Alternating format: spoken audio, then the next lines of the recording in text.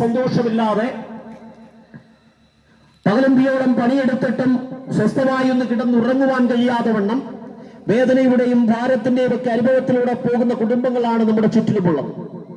എവിടെയും അതിക്രമങ്ങൾ, അരാജകത്വങ്ങൾ, കൊലപാതകങ്ങൾ, ആത്മഹത്യകൾ, മനുഷ്യ ജീവിതത്തിന് യാതൊരു വിനയം കൊടുക്കാതെ തെരിക്കോടുകളിൽ 18ഉം 19ഉം വയസ്സുള്ള കുഞ്ഞുങ്ങൾ മരിച്ചു വീഴുന്ന അനുഭവങ്ങൾ, പിഞ്ചു കുഞ്ഞുങ്ങളെ, ജനിച്ചു വീഴുന്ന കുഞ്ഞുങ്ങളെ പോലും കൊല്ലുവാൻ മടിയില്ലാത്ത അമ്മമാരും, കുഞ്ഞുങ്ങളെ ഉപേക്ഷിച്ചിട്ട് തനിക്ക് ഇഷ്ടമുള്ള കാമുകന്റെ കൂടെ ഒളിച്ചോടുന്ന അമ്മമാരും, അപ്പനെ അമ്മയൊക്കെ കോടാലിക്കൈക്കടിച്ചും വിഷം കൊടുത്തുമൊക്കെ കൊല്ലുന്ന മക്കളും, ഏതെങ്കിലുമൊക്കെ തീർത്ഥാടന കേന്ദ്രത്തിന്റെ മുമ്പിൽ പോയി അപ്പനെ അമ്മയൊക്കെ ഉപേക്ഷിക്കുന്ന മക്കളുമൊക്കെ നാട്ടിൽ വർദ്ധിച്ചു വരികയാണ്. സ്നേഹം തണുത്തുറഞ്ഞുപോയ അനുഭവം.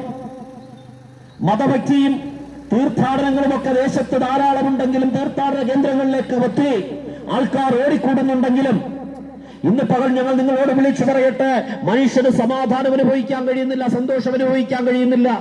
എന്തുകൊണ്ട് എന്ന ചോദ്യത്തിന് ഉത്തരം തരുന്ന ഒരു പുസ്തകമാണ് ഞങ്ങൾ ഉയർത്തിപ്പിടിക്കുന്ന വിശുദ്ധ വേദപുസ്തകം. വിശുദ്ധ വേദപുസ്തകം പറയുന്നു, സകല മനുഷ്യനും പാപത്തോടെ ഭൂമിയിൽ ജനിച്ചു. കാരണം ദൈവം മനുഷ്യനെ സൃഷ്ടിച്ചത് സ്വന്തം ഛായയിലും സാദൃശ്യത്തിലും അവന്റെ സ്വരൂപത്തിലും നന്മയുടെ പൂർണ്ണതയിൽ, സ്നേഹത്തിന്റെ പൂർണ്ണതയിൽ, ദൈവത്തിന്റെ തേജസ്സിനകത്ത് ആത്മാവായ ദൈവം തന്റെ സ്വരൂപത്തിൽ മനുഷ്യനെ സൃഷ്ടിച്ചെങ്കിലും ആ ദൈവത്തിന്റെ സമ്പൂർണതയിലും ദൈവത്തിന്റെ സ്നേഹത്തിലും മനുഷ്യന് ജീവിക്കാൻ കഴിയാതെ വണ്ണം മനുഷ്യൻ പാപത്തിനകത്ത് വീണുപോയി. ദൈവം കൊടുത്ത കൽപ്പനകളെയും ദൈവം കൊടുത്ത പ്രമാണങ്ങളെയും ലംഘിച്ച് അവൻ സ്വന്തം ഇഷ്ടത്തിൽ യാത്ര ചെയ്യുവാൻ തുടങ്ങി. അങ്ങനെ ഭൂമിയിൽ പാപം പ്രവേശിച്ചു. ആദിമ മനുഷ്യൻ പാപം ചെയ്ത് ദൈവത്തിൽ നിന്നകുന്ന കാലം മുതൽ ഇവിടെ ജനിക്കുന്ന സകല മനുഷ്യരും പാപത്തോടെ ജനിക്കുന്നു. അതുകൊണ്ട് വേദപുസ്തകം പറയുന്ന നീതിമാനായി ഒരുവൻ പോലുമില്ല. സകലരും പാപം ചെയ്ത് ദൈവ തേജസ് നഷ്ടപ്പെടുത്തി.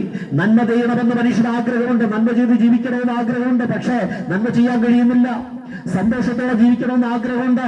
വീട്ടിനകത്ത് പലപ്പോഴും സ്നേഹത്തോടെ മാത്രം സംസാരിക്കണമെന്ന് ചിന്തിച്ച് സംസാരിക്കുന്ന വിഷയങ്ങൾ പോലും പിന്നീട് ഭവനങ്ങൾക്കകത്ത് കലഹത്തിന് കാരണമായി മാറുന്നു. ഭവനങ്ങൾക്കകത്ത് മാത്രമല്ല, ദേശങ്ങളിലൊക്കെ തന്നെ വ്യക്തികൾ തമ്മിൽ ഒരു ബന്ധവുമില്ല. അങ്ങനെ മനുഷ്യ ജീവിതം സ്നേഹിക്കാൻ കഴിയാതെ, പരസ്പരം സ്നേഹത്തോടെ കഴിയാൻ കഴിയാതെ അന്ന് കുടുംബങ്ങളൊക്കെ ശിഥിലമായിക്കൊണ്ടിരിക്കുന്ന കാലഘട്ടത്തിന്റെ നടുവിൽ എന്തുകൊണ്ട് എന്ന ചോദ്യത്തിന്റെ ഉത്തരം അവന്റെ അകത്ത് വസിക്കുന്ന പാപമാണ്. പാപം മനുഷ്യനെ സ്നേഹിക്കാൻ അനുവദിക്കുന്നില്ല. പാപം മനുഷ്യനെ തിന്മയിലേക്ക് നടത്തുന്നു. പാപം മനുഷ്യനെ അധർമ്മത്തിലേക്ക് നടത്തുന്നു. പാപം മനുഷ്യനെ അരാജകത്വത്തിലേക്ക് നടത്തുന്നു. പാപം മനുഷ്യനെ വെറുപ്പും പകയുമൊക്കെ അവന്റെ അകത്ത് ഉളവാക്കുന്നു. അങ്ങനെ മനുഷ്യ ജീവിതം തകർക്കപ്പെട്ട അനുഭവത്തിലേക്ക് പോകുമ്പോൾ ഇന്ന് പകൽ ഈ ദേശത്ത് നിന്നുകൊണ്ട്, ഈ തെളിക്കോടിൽ നിന്നുകൊണ്ട് ഞങ്ങൾ നിങ്ങളോട് വിളിച്ചു പറയട്ടെ, പാപത്തിൽ നിന്ന് മനുഷ്യനെ പുറത്തു കൊണ്ടുവരുവാൻ അവൻ ചെയ്യുന്ന കർമ്മങ്ങൾക്കോ ആചാരങ്ങൾക്കോ അനുഷ്ഠാനങ്ങൾക്കോ തീർത്ഥാടനങ്ങൾക്കോ അവന്റെ മതഭക്തിക്ക് ഒന്നും കഴിയാതിരിക്കുമ്പോ മനുഷ്യനെ പാപത്തിൽ നിന്ന് പുറത്തു കൊണ്ടുവന്ന് മൃതാവസ്ഥയിലായിപ്പോയി അവന്റെ ആത്മാവിന് ജീവൻ പകരുവാൻ സ്വർഗം വിട്ട് താണഭൂമിയിലേക്ക് ഇറങ്ങി വന്ന ജീവനെ കുറിച്ചാണ് ഞങ്ങൾ പ്രസംഗിക്കുന്നത്. ആ ജീവൻ യേശുക്രിസ്തുവാണ്. മനുഷ്യന്റെ ആത്മാവിന് ജീവൻ പകരാൻ കഴിയുന്ന ഏക വ്യക്തി അത് യേശുക്രിസ്തുവാണ്. കാരണം യേശു ദൈവമായിരുന്നു, ദൈവത്തോടൊപ്പമായിരുന്നു, ദൈവത്തിന്റെ സമത്വത്തിൽ വസിച്ചവനാണ്. ആ തേജസ്സിനകത്ത് വസിച്ചവൻ കൃപയും സത്യവും നിറഞ്ഞവനായി ഈ ഭൂമിയിലേക്ക് വന്നു. ദൈവം ജഡമന്തരിച്ച ഭൂമിയിലേക്ക് വന്നു. അവൻ ശരീരത്തിൽ ഭൂമിയിലേക്ക് വന്നു. അത് മൃഗമായിട്ടല്ല, പക്ഷിയായിട്ടല്ല, വസ്തുവകയായിട്ടല്ല, മറിച്ച് മനുഷ്യനായി ഭൂമിയിലേക്ക് വന്നു. എന്തിനാ യേശു മനുഷ്യനായി ഭൂമിയിലേക്ക് വന്നതെന്ന് പറഞ്ഞാൽ, യേശു വന്നത് മനുഷ്യനെ തേടിയാ വന്നത്. മൃഗങ്ങളെ തേടിയല്ല, പക്ഷികളെ തേടിയല്ല, വസ്തുവകളെ തേടിയല്ല യേശു വന്നത്. അവന്റെ സൃഷ്ടിയിൽ ഏറ്റവും മകുടമായിരുന്നത്, അവന്റെ സൃഷ്ടിയിൽ ഏറ്റവും മനോഹരമായത്, അവന്റെ സൃഷ്ടിയുടെ പൂർണ്ണതയായിരുന്ന മനുഷ്യനെ തേടിയാണ് ദൈവം ഭൂമിയിലേക്ക് വന്നത്. അതുകൊണ്ടാ മനുഷ്യരൂപത്തിൽ വന്നത്. കാരണം മനുഷ്യൻ പാപം ചെയ്ത് പാപത്തിന്റെ അഗാധ കൂപത്തിൽ വീണ് പുറത്തു വരാൻ കഴിയാതെ പാപത്തിന്റെ അനുഭവത്തിൽ ജീവിക്കുന്ന മനുഷ്യനെ പാപത്തിൽ പുറത്തു കൊണ്ടുവരുവാൻ, അവന്റെ അകത്തേക്ക് ദൈവസ്നേഹം പകരുവാൻ, ആ ദൈവസ്നേഹത്തിലേക്ക് അവനെ വീണ്ടും കൊണ്ടുവന്ന് ദൈവത്തോട് നിരപ്പ് പ്രാപിപ്പിക്കുവാൻ, ദൈവത്തിന്റെ കൂട്ടായ്മയിലേക്ക് മനുഷ്യനെ കൊണ്ടുവരുവാൻ വരുവാൻ മനുഷ്യന്റെ കർമ്മങ്ങൾക്കോ മതവ്യക്തിക്കോ കഴിയാതിരിക്കുമ്പോ മനുഷ്യനെ ദൈവത്തോടടുപ്പിക്കുവാൻ ഈ ഭൂമിയിൽ അവതരിച്ചവനാണ് യേശുക്രിസ്തു. യേശുക്രിസ്തു ദൈവമായിരുന്നു. ആരെങ്കിലുമൊക്കെ ആരാധിച്ചു ദൈവമാക്കിയ ഒരാൾ ദൈവത്തെ കുറിച്ചല്ല ഞങ്ങൾ പ്രസംഗിക്കുന്നത്. ഞങ്ങൾ പ്രസംഗിക്കുന്ന ദൈവമായി ഈ ഭൂമിയിലെ ദൈവമായിരുന്നവൻ മനുഷ്യരൂപത്തിൽ ദാസ്യരൂപമെടുത്ത് ഭൂമിയിൽ അവതരിച്ച യേശുക്രിസ്തുവിനെ കുറിച്ചാണ്. യേശുവാണ് മാനവകുലത്തിന്റെ പാപത്തിന്റെ പരിഹാരം ചെയ്ത ഏക വ്യക്തി. പാപത്തിന്റെ പരിഹാരം എന്തെന്ന് ചോദിച്ചാൽ പാപത്തിന്റെ ശിക്ഷ മരണമാണ്. പാപത്തിന്റെ ശമ്പളം മരണമാണ്. ഈ മരണം ആസ്വദിക്കാതെ ഒരു മനുഷ്യനും പാപത്തിൽ നിന്ന് പുറത്തു വരാൻ കഴിയില്ല. അതുകൊണ്ട് മനുഷ്യന്റെ പാപത്തിന്റെ മുഴുവൻ ശിക്ഷയും ആത്യന്തികമായ ശിക്ഷയായ മരണം സ്വന്തം ജീവിതത്തിൽ യേശു ഏറ്റെടുക്കുവാനിടയായി തീർന്നു. മനുഷ്യന്റെ മുഴുവൻ പാപവും യേശു സ്വന്തം ശരീരത്തിൽ വഹിച്ചു. പാപമില്ലാത്ത, പാപം ചെയ്തിട്ടില്ലാത്ത, പാപം അറിഞ്ഞിട്ടില്ലാത്ത, പാപത്തെക്കുറിച്ച് ആർക്കും ബോധ്യം വരുത്താൻ കഴിയാത്ത സർവശക്തനായ പരിശുദ്ധനായ ദൈവം മനുഷ്യനായി ഭൂമിയിലേക്ക് വന്ന മാനവകുലത്തിന്റെ മുഴുവൻ പാപവും സ്വന്തം ശരീരത്തിൽ വഹിക്കുവാൻ ഇടയായി തീർന്നു. യേശുക്രിസ്തു മനുഷ്യന്റെ മുഴുവൻ പാപവും സ്വന്തം ശരീരത്തിൽ വഹിച്ചുകൊണ്ട് മനുഷ്യന് വേണ്ടി യേശു പാപമായി മാറി. അങ്ങനെ യേശുക്രിസ്തു കാൽവരി ക്രൂശിൽ മനുഷ്യന്റെ പാപത്തിന്റെ പരിഹാരമായ ആത്യന്തികമായ പാപത്തിന്റെ ശിക്ഷയായ മരണം ആസ്വദിപ്പാനിടയായി തീർന്നു. ദൈവത്തിന് മരണമില്ല, എന്നാൽ അവൻ മനുഷ്യരൂപത്തിൽ വന്ന മനുഷ്യന്റെ പാപത്തിന്റെ ആത്യന്തികമായ ശിക്ഷയായ മരണത്തെ കാൽവരിയിൽ ആസ്വദിപ്പാനിടയായി തീർന്നു. യേശു കാൽവരി ക്രൂശിൽ മരിച്ചുകൊണ്ട് മനുഷ്യന്റെ പാപത്തിന്റെ പരിഹാരം ചെയ്തു. എന്നേക്കുമായി പാപത്തിന്റെ പരിഹാരം ചെയ്തു. ഇനി പാപത്തിന്റെ പരിഹാരത്തിനായി കർമ്മങ്ങൾ അനുഷ്ഠിക്കേണ്ട, ആചാരങ്ങൾ ചെയ്യേണ്ട, തീർത്ഥാടനങ്ങൾ ചെയ്യേണ്ട, മതഭക്തി ചെയ്യേണ്ട ഒറ്റ കാര്യം, ഇരിക്കുന്ന ഇരിപ്പിൽ നിന്നുകൊണ്ട് യേശുവേ ഞാൻ പാപിയാണ്, നീ എന്റെ പാപത്തിന്റെ പകരക്കാരനായി കാൽവരി ക്രൂശിൽ എനിക്ക് വേണ്ടി യാഗമായി തീർന്നു എന്ന് ആര് വിശ്വസിച്ച, യേശുവിനെ ദൈവപുത്രനായി അംഗീകരിച്ച, യേശുവിന് വേണ്ടി ജീവിതം സമർപ്പിക്കുമോ, യേശുവിന്റെ കർത്തൃത്വത്തിന്റെ കീഴിലേക്ക് വരുമോ, അവർക്ക് സൗജന്യമായി പാപമോചനവും വീണ്ടെടുപ്പും ദൈവമക്കൾ എന്ന് പറയുന്ന അധികാരവും കൊടുക്കുകയാണ്. അതുകൊണ്ടാണ് വേദപുസ്തകം പറയുന്നത്, അവനെ കൈക്കൊണ്ട് അവന്റെ നാമത്തിൽ വിശ്വസിക്കുന്ന ഏവർക്കും ദൈവമക്കളാകുവാൻ അവൻ അധികാരം കൊടുത്തു. ഇതത്ര സൗജന്യമാ. ഇതിന് യാതൊരു സാമ്പത്തിക ചെലവുമില്ല. ഇതിനാരും പ്രത്യേകിച്ച് പൈസ കൊടുക്കണ്ട, പ്രത്യേകിച്ച് യാതൊരു വിധത്തിലുള്ള വഴിപാടും നടത്തണ്ട, യാഗങ്ങൾ നടത്തണ്ട. യേശു ക്രിസ്തുവിന്റെ പാപപരിഹാര യാഗത്തിൽ നിങ്ങൾ വിശ്വസിക്കുന്നുവെങ്കിൽ സൗജന്യമായി ഇന്ന് പകൽ നിങ്ങൾക്ക് പാപമോചനവും വീണ്ടെടുപ്പും ലഭിക്കുകയാണ്. യേശു ക്രിസ്തുവിൽ വിശ്വസിച്ച് ദൈവവൈതലായി തീർന്ന് ദൈവവൈതലിന്റെ അധികാരത്തോടെ ജീവിക്കുവാൻ ദൈവം നിങ്ങളെ ക്ഷണിക്കുകയാണ്. എത്രമാത്രം ലോകത്തെ ദൈവം സ്നേഹിച്ചുവെന്നാണ് യോഹന്നാൻ സുവിശേഷകൻ രേഖപ്പെടുത്തിയിരിക്കുന്നത്.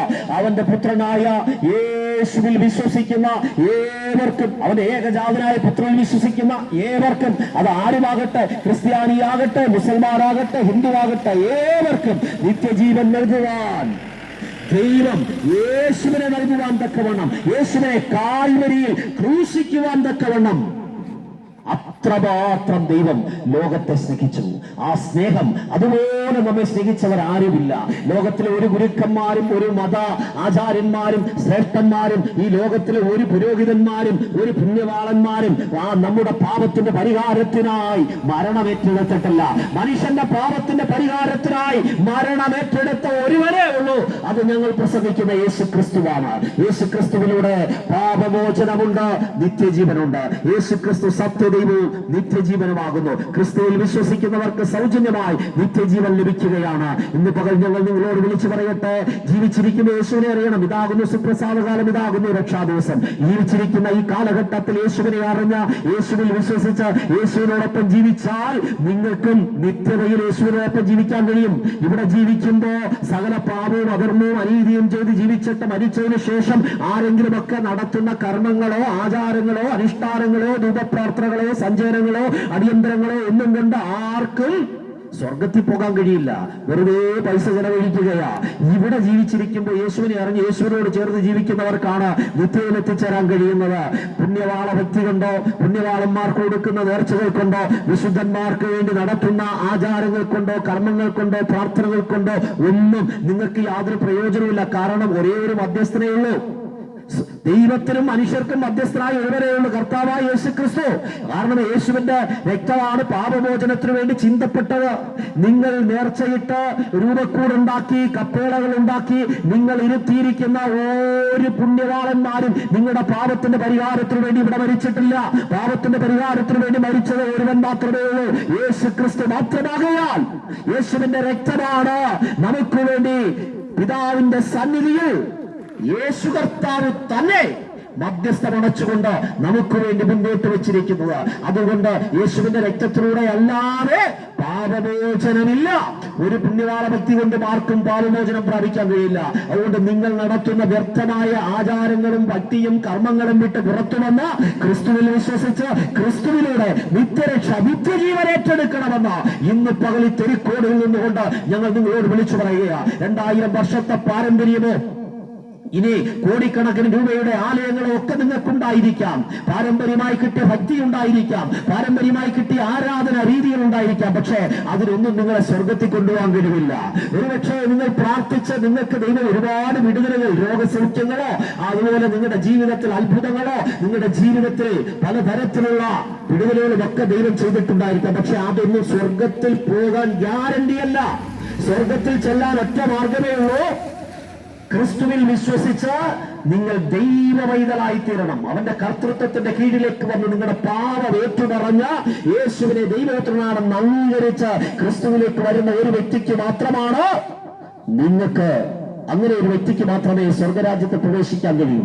ആ അനുഭവത്തെ കുറിച്ച് വേദപുസ്തകം പറയുന്നത് നിങ്ങൾ വീണ്ടും ജനിക്കണം, പുതിയതായി ജനിക്കണം, നിങ്ങൾ വെള്ളത്താലും ആത്മാവിനാലും വീണ്ടും ജനിക്കണമെന്ന് യേശു കർത്താവ് പഠിപ്പിച്ചത്. നിക്കോദെമസ് എന്ന് പറയുന്ന നല്ല മനുഷ്യൻ, ന്യായശാസ്ത്രി, യഹൂദ മത ഭക്തനായിരുന്ന മനുഷ്യൻ, ആ മനുഷ്യനോട് യേശു പറഞ്ഞു, നിനക്ക് നീ ഭക്തനാണ്, നീ നല്ല മനുഷ്യനാണ്, നീ എല്ലാ ന്യായപ്രമാണവും അനുസരിക്കുന്നവനാണ്, പക്ഷേ സ്വർഗത്തിൽ പോകാൻ ഇതുകൊണ്ട് കഴിയില്ല, നീ ആത്മാവിനാലും വെള്ളത്താലും വീണ്ടും ജനിക്കണം. ഇന്ന് പകൽ വീണ്ടും ജനിക്കുന്ന ഒരു വ്യക്തിക്ക് മാത്രമേ സ്വർഗത്തിൽ പ്രവേശനമുള്ളൂ, ദൈവരാജ്യത്തിൽ പ്രവേശനമുള്ളൂ. ഇന്ന് പകൽ തിരുക്കോട് നിന്നുകൊണ്ട് ഞങ്ങൾ നിങ്ങളോട് വിളിച്ചു പറയുന്നു, ഈ ദൈവരാജ്യത്തിൽ നിങ്ങൾ ഇതുവരെ പ്രവേശിച്ചിട്ടില്ല എങ്കിൽ, ജീവപുസ്തകത്തിൽ നിങ്ങളുടെ പേര് എഴുതപ്പെട്ടിട്ടില്ല എങ്കിൽ, ഇതാകുന്ന സുപ്രസാദകാലം, ഇതാകുന്ന രക്ഷാദിവസം. ക്രിസ്തുവിൽ വിശ്വസിച്ച് ക്രിസ്തുവിനെ കൈക്കൊണ്ട് ഇന്ന് പകൽ അവനെ അതരം കൊണ്ട് ഏറ്റുപറഞ്ഞ് അവന് വേണ്ടി നിങ്ങളുടെ ജീവിതത്തെ സമർപ്പിച്ച് നിങ്ങളുടെ പേരും ജീവപുസ്തകത്തിൽ എഴുതപ്പെട്ടു എന്ന് ഉറപ്പ് നിങ്ങൾ പ്രാപിക്കണം. അതല്ല എങ്കിൽ വരാൻ പോകുന്ന ഒരു ന്യായവിധിയുണ്ട്, നിത്യമായ മരണം, നിത്യമായ നരകത്തിലേക്ക് മനുഷ്യനെ തള്ളിയിടാൻ പോകുന്ന ഒരു അനുഭവം.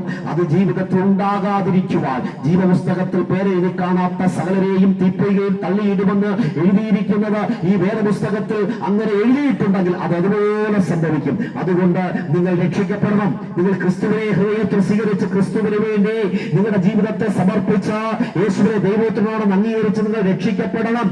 നിങ്ങൾ സ്നാനപ്പെടണം. പിതാവിന്റെ പുത്രന്റെ പരിശുദ്ധാത്മാവിന്റെ നാമത്തിൽ നിങ്ങൾ സ്നാനപ്പെടണം. വിശുദ്ധിയിലും വേർപാടിലും ജീവിക്കണം. അപ്പോസ്തലന്മാരുടെ ഉപദേശമനുസരിച്ചുള്ള കൂട്ടായ്മ ആചരിക്കണം. പ്രാർത്ഥനാ ജീവിതം നയിക്കണം.